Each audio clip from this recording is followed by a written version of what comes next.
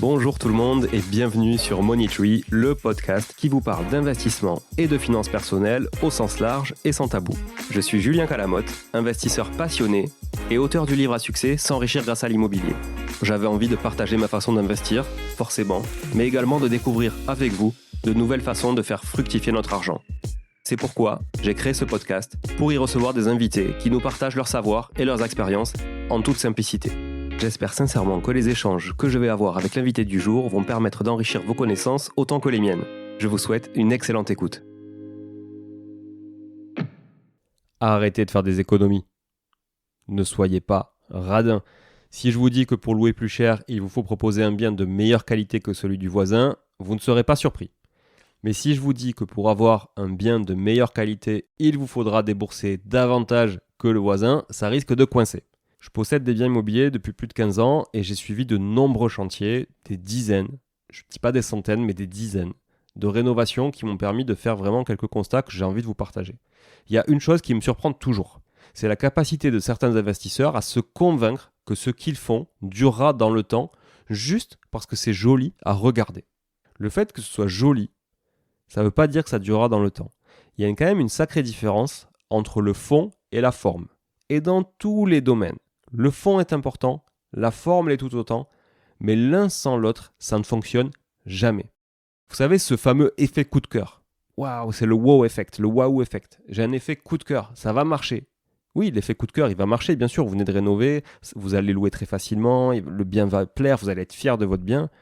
Mais si ça, c'est éphémère, s'il est aussi éphémère que le coup de cœur qu'a eu le locataire, par exemple, ou la personne qui a vu la photo sur Airbnb, et qu'au bout de 6 mois, 1 an d'usure, tout tombe en ruine, à quoi ça sert ?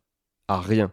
Alors oui, la cosmétique peut fonctionner pour mieux vendre, à condition de ne pas cacher un vice, évidemment, ou de ne pas être un professionnel de l'immobilier.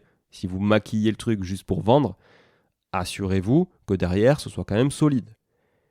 Mais si vous rénovez pour louer, et pour garder le bien un certain temps, il vous faut réfléchir à long terme.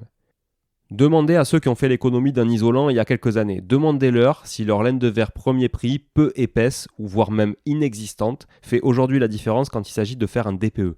Vous avez déjà essayé de changer l'isolant qu'il y a derrière les murs sans tout flinguer ? C'est impossible. C'est impossible. Une fois que le placo est posé, une fois que les bandes sont faites, une fois que l'enduit est fait par-dessus, une fois que la peinture est faite, vous n'allez pas déposer tout le placo pour refoutre de la laine, pour refaire un DPE aujourd'hui, pour pouvoir vendre mieux ou louer tout simplement mieux ou même voire juste avoir simplement le droit de louer. C'est tout simplement impossible. Et là, vous allez regretter les choix que vous avez faits il y a quelques années qui vous ont fait des économies très court-termistes. En ayant une vision long terme, vous louerez au meilleur prix, vous aurez de meilleurs locataires qui resteront plus longtemps, vous aurez moins de malfaçons, moins de charges mentales, vous engagerez moins de frais par la suite et vous vendrez mieux. Bref, vous aurez moins d'emmerdes, soyons clairs. Une vision long terme sera toujours plus bénéfique qu'une vision court terme. N'oubliez pas que pour faire un bilan et tirer des conclusions, il vous faut être allé jusqu'au bout des choses et ça, c'est valable dans n'importe quel domaine. Et j'ai envie de vous faire une petite rime pour terminer cette capsule. J'ai envie de vous laisser sur quelque chose que vous retiendrez peut-être facilement. Payez pas cher, ça rassure. Payez plus cher, ça assure. Bon, si vous êtes là, c'est que vous avez écouté jusqu'au bout et a priori, l'épisode vous a plu. Si c'est bien le cas, n'hésitez pas à le partager autour de vous.